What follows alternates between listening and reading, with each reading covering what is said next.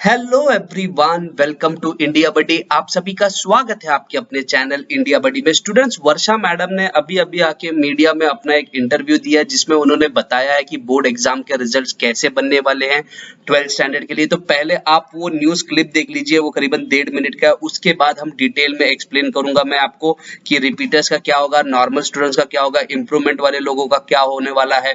सभी चीज मैं आपको यहाँ पे बताने वाला हूँ। जो प्राइवेट से भरे उनका क्या होने वाला है, सब कुछ मैं आपको बताने वाला हूँ। तो पहले आप ये पूरा वीडियो देख लीजिए, क्योंकि बहुत लोगों को मराठी नहीं समझ में आता, तो मैं उससे ज्यादा आपको एक्सप्लेन करूंगा। प्लस कौन से पॉसिबिलिटीज है वो भी मैं आपको पूरा बताने वाला हूँ, क्योंकि ये इंडिया बडी है, no time pass, only information. तो चलिए सबसे पहले आप जाके वो वीडियो क्लिप देख लीजिए।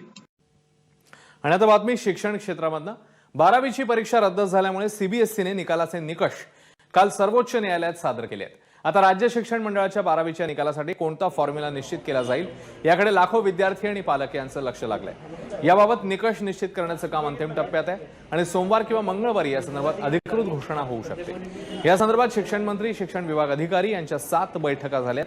उद्या देखील एक महत्त्वाची बैठक या संदर्भात होणार आहे आणि त्यानंतर अंतिम निर्णय घेण्यात येईल। दरम्यान शालेय शिक्षण मंत्री वर्षा गायकवाड यांनी या संदर्भात काय माहिती दिली आहे बघूया।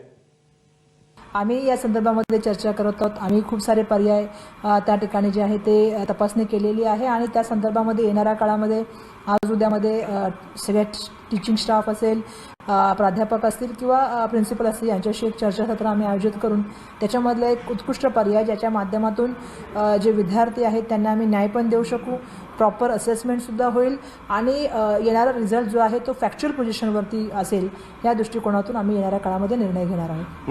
सो स्टूडेंट्स, आप लोगों ने देख लिया रहेगा कि वर्षा मैडम ने क्या बोला और क्या है। मैं पूरा आपको एक चीज बता देता हूँ। पहली बात है कि कल एक मीटिंग होने वाली है 12th स्टैंडर्ड के लिए, महाराष्ट्र के स्टूडेंट्स के लिए, कि कौन सा फॉर्मूला डिसाइड किया जाएगा। सीबीएसई ने 30-30-40 का फॉर्मूला किया गया है। महाराष्ट्र के लिए 40-60 भी हो सकता है, 30-70 भी हो सकता है। ये सब क्या है मैं सब बताने वाला हूँ। दूसरी इंपॉर्टेंट चीज है कि इसका अनाउंसमेंट कब होगा। देखिए स्टूडेंट्स, इसका जो अनाउंसमेंट है वो बोला जा रहा है कि मंडे ट्यूसडे तक हो सकता है, ठीक है, क्योंकि वर्षा मैडम जो भी डिसीजन लेंगे वो चीफ मिनिस्टर साहब को वहां पे अप्रूव करना पड़ेगा। उसके बाद ऑफिशियली वो चीज अनाउंस होगी।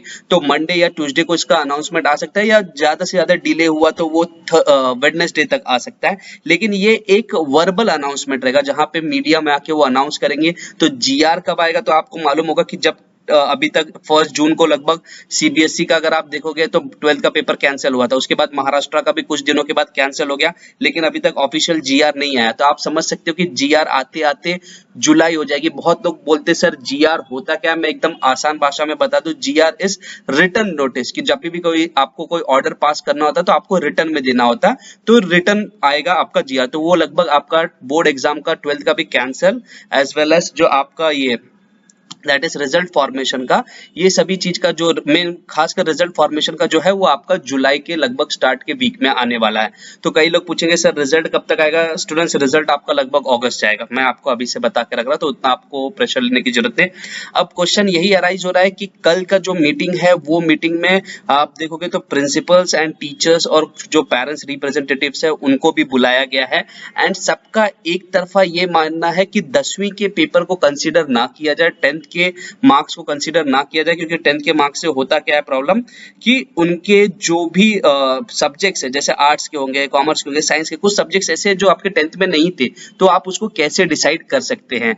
दूसरी इंपॉर्टेंट चीज है कि 11th के लिए भी बोला जा रहा है कि 11th के मार्क्स को कंसीडर किया जाए या ना किया जाए, क्योंकि 11th के मार्क्स को अगर कंसीडर करेंगे तो वहां पे स्टूडेंट्स के जो रिजल्ट है वो काफी ड्रॉप होने के चांसेस है, क्योंकि 11th के लिए जो रिजल्ट आएगा वो स्टूडेंट्स ने उतनी पढ़ाई नहीं की। मेजॉरिटी केस में बहुत सारे स्टूडेंट्स पढ़ते भी, बट मेजॉरिटी केस में 11th में हमेशा मार्क्स लोगों के कम होते हैं, क्योंकि वो थोड़ा रिलैक्सिंग पीरियड होता है उनके लिए। उसके बाद जो बात इंपॉर्टेंट हो रही है कि अगर समझिए जो न्यूज में भी आ रहा है कि प्रिंसिपल्स टीचर इस फेवर में कि 11th एंड 12th के मार्क्स कंसीडर किया जाए, तो अगर 11th एंड 12th के मार्क्स कंसीडर होंगे तो वो 50-50% तो डेफिनेटली नहीं होने वाले। आइदर वो 40-60 के टर्म्स में होंगे कि 40% 11th से लिया जाए, 60% 12th से, या 30-70 के भी हो सकते हैं पैटर्न, ठीक है। उसका ऑफिशियल अपडेट्स आपको मिलते रहेगा।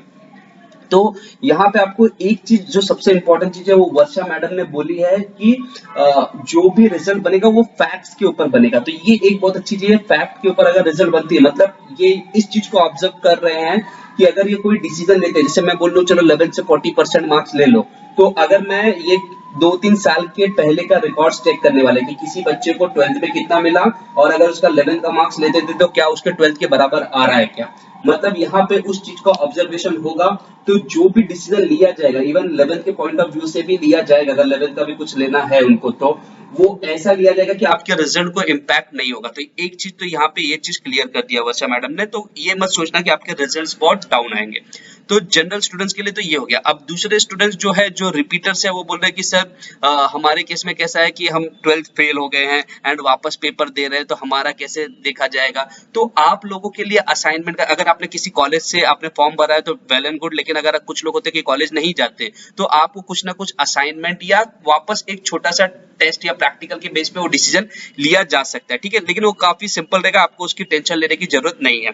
जो बच्चे इंप्रूवमेंट के लिए बैठे हैं उनके केस में ऐसा होगा कि जिन सब्जेक्ट्स में उनको अच्छे मार्क्स मिले उसी के मार्क्स लगभग उसी के बेस पे बाकी जो जिसका आपको इंप्रूवमेंट में आए हो आपको उसको लिया जा सकता है, क्योंकि इंप्रूवमेंट के केस में कुछ लोग पूरे में बैठते हैं और कुछ लोग कुछ पर्टिकुलर सब्जेक्ट्स के लिए ही बैठते हैं, ठीक है, एक चीज में ये क्लियर कर दिया। तो जो पूरे के लिए बैठ रहे हैं उनके केस में तो इट इज लाइक जो उनका प्रीवियस रिकॉर्ड रहेगा उसके हिसाब से, लेकिन जो कुछ सेलेक्टिव सब्जेक्ट्स के लिए बैठ रहे हैं उनके केस में ऐसा होगा कि जो उनके सिलेक्टिव सब्जेक्ट्स में से जो बचे हुए सब्जेक्ट्स है उसमें से अच्छा परफॉर्म किया उसको कंसीडर किया जाएगा।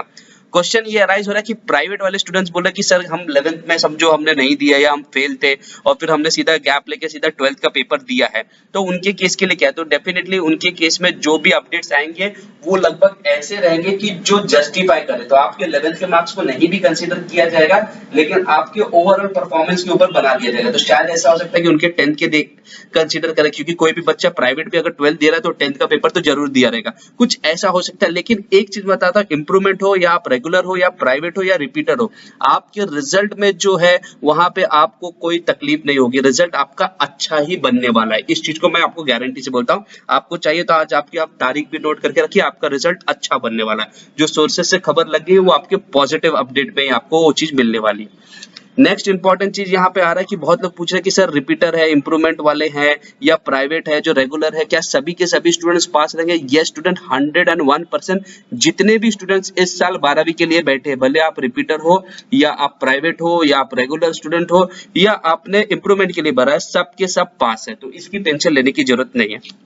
अब थर्ड पॉइंट आता है कि कई लोग पूछ रहे हैं कि सर जब रिजल्ट अगस्त तक आएगा तो सीईटी एंड जो एमएसटी सीईटी खासकर उसका क्या होगा, जेई और नीट का क्या। देखिए स्टूडेंट्स, मैंने आपको पहले ही बताया, इसलिए मैं हमेशा बोलता इंडिया बडी के अगर आप न्यूज देखते हो तो आपको कभी भी किसी चीज की डाउट आएगी नहीं। मैंने आपको पहले ही बताया आपकी जो सीईटी होगा वो लगभग अगस्त के भी एंड जुलाई के एंड तो पॉसिबल नहीं है, अगस्त में ही लगभग पॉसिबल है, तो इस चीज को आपको समझ के चलना है। जेई एंड नीट वाले जो भी स्टूडेंट्स है उनके केस में भी ऐसा है कि नीट के पेपर्स के क्योंकि कोई भी नोटिफिकेशंस नहीं आ रहा है, जून एंड तक अगर नोटिफिकेशन नहीं आता तो नीट यूजी भी पोस्टपोन्ड होने के चांसेस है। एंड जेई जो है वो लगभग अगर आप देखोगे वो नोटिफिकेशन अगर उनका नहीं आता जून एंड तक तो वो भी अगस्त के आगे ही जाने वाला है। तो एक चीज तो मैं आपको ये सारी चीजें बता दिया।